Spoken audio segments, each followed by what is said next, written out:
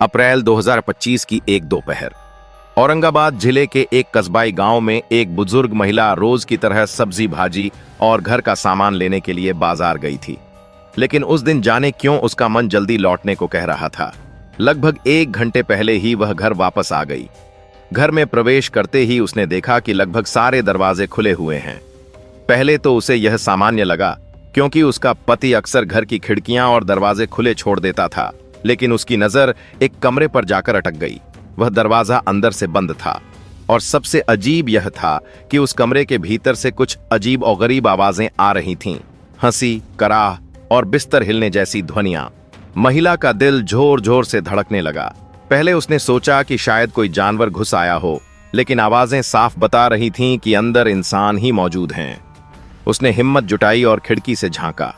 खिड़की से दिखा दृश्य उसकी आंखों को यकीन करने लायक नहीं लग रहा था।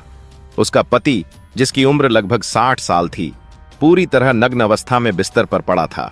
उसके साथ ही कोई और नहीं बल्कि उसकी सगी भतीजी गुंजा सिंह। दोनों आपत्तिजनक स्थिति में थे। यह दृश्य देखकर बुजुर्ग महिला के पैरों तले जमीन खिसक गई। जिस आदमी के साथ उसने जीवन बिताया, जिसके साथ बच्चों को पाला, वही पति उसकी भतीजी के साथ शारीरिक संबंध बना रहा था। यह रिश्ता सिर्फ अवैध नहीं बल्कि घिनौना था। महिला गुस्से और सदमे में कांप रही थी, लेकिन उसने उस पल कोई हंगामा नहीं किया। वह धीरे से खिड़की से हटकर अपने सोफे पर बैठ गई। आंखों में आंसू थे, दिल में तूफान था। और जब उसका पति और भतीजी कमरे से बाहर निकले तो उसने जमकर विरोध किया। घर में चीख पुकार मच गई, लेकिन विरोध करने के बावजूद उसकी बात का कोई असर नहीं हुआ। तब उसने ठान लिया कि यह राज अब वह अपने भाई को बताएगी। अगले ही दिन वह अपने मायके गई और भाई को पूरी घटना बताई। भाई यह सुनकर अवाक रह गया। उसकी बेटी गुंजा और बहनोई जीवन सिंह के बीच पिछले 15 सालों से रिश्ता चल रहा है।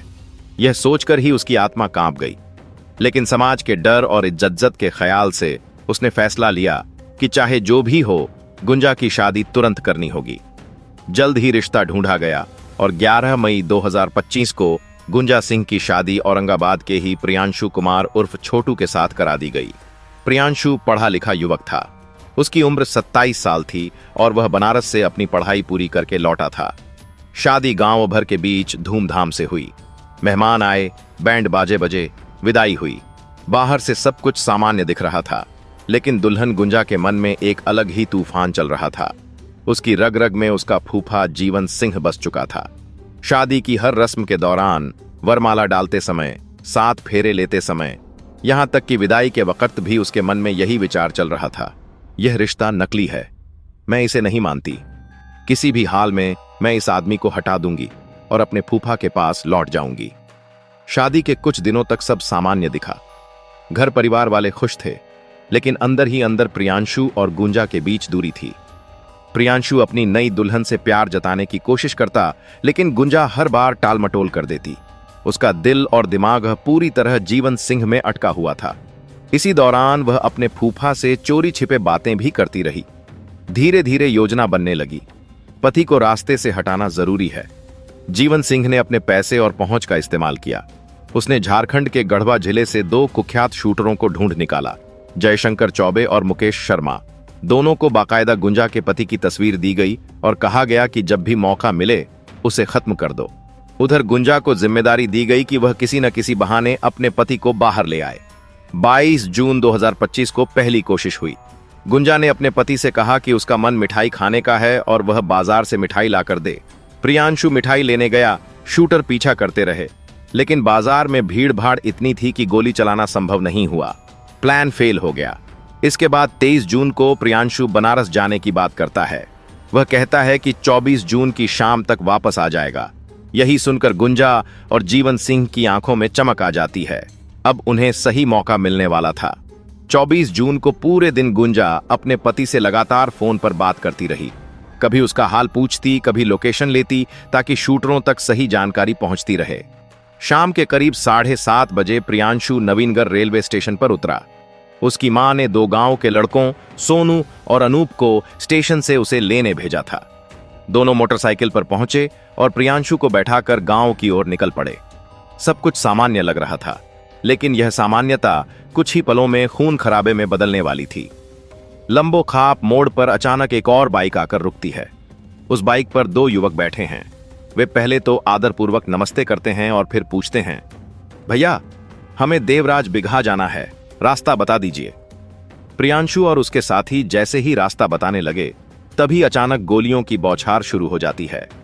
7-8 गोलियां तड़ातड़ चलीं और सीधा प्रियांशु के शरीर को चीर गईं। खून से लथपथ वह सड़क पर गिर पड़ा। सोनू और अनूप हक्के बक्के रह गए। उन्होंने चीख पुकार मचाई और आसपास के लोग जमा हो गए। घायल प्रियांशु को तुरंत मगध मल्टी स्पेशलिटी अस्पताल ले जाया गया, लेकिन डॉक्टरों ने कुछ ही देर में साफ कह दिया, मरीज मर चुका है। यह खबर सुनते ही पूरे इलाके में सनसनी फैल गई।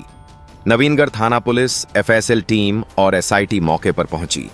जांच शुरू हुई। सबसे पहले शक सोनू और अनूप पर गया, क्योंकि वे प्रियांशु के साथ थे, लेकिन उन्हें गोली नहीं लगी।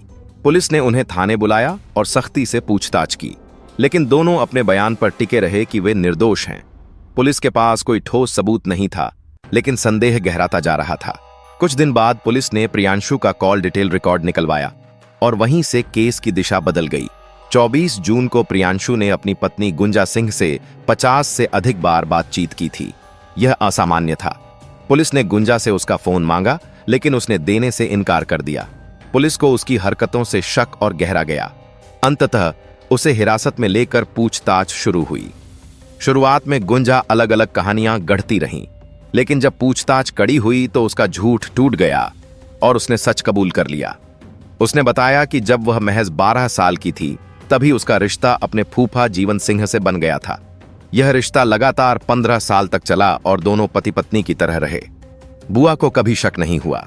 जीवन सिंह ने हर बार उसके रिश्ते तोड़वा दिए ताकि उसकी शादी न हो, लेकिन अप्रैल 2025 में जब बुआ ने दोनों को आपत्तिजनक स्थिति में पकड़ लिया तो मजबूरी में शादी कर दी गई। शादी होते ही गुंजा ने तय कर लिया कि वह अपने पति को रास्ते से हटा देगी। पुलिस ने 2 जुलाई 2025 को गुंजा सिंह को गिरफ्तार कर लिया। पूछताछ में उसने पूरा राज खोला। उसके बयान के बाद दोनों शूटर जयशंकर चौबे और मुकेश शर्मा भी पकड़े गए, लेकिन इस पूरे मामले का मास्टरमाइंड जीवन सिंह अभी भी फरार था। उसे पकड़ने के लिए एसआईटी का गठन किया गया और दबिश दी जाने लगी। इस पूरे हत्याकांड ने पूरे प्रदेश को हिलाकर रख दिया। एक नई दुल्हन जिसने शादी के महज 45 दिन बाद ही अपने पति की हत्या की साजिश रच डाली, और उसके पीछे का कारण 15 साल पुराना अवैध रिश्ता। यह कहानी समाज के लिए किसी सबक से कम नहीं। यह सिखाती है कि बेटियों की परवरिश में लापरवाही घातक हो सकती है। मासूम उम्र में अगर उन्हें दूसरे के घर छोड़ दिया जाए तो समाज के गिद्ध उन पर पंजे गाड़ सकते हैं।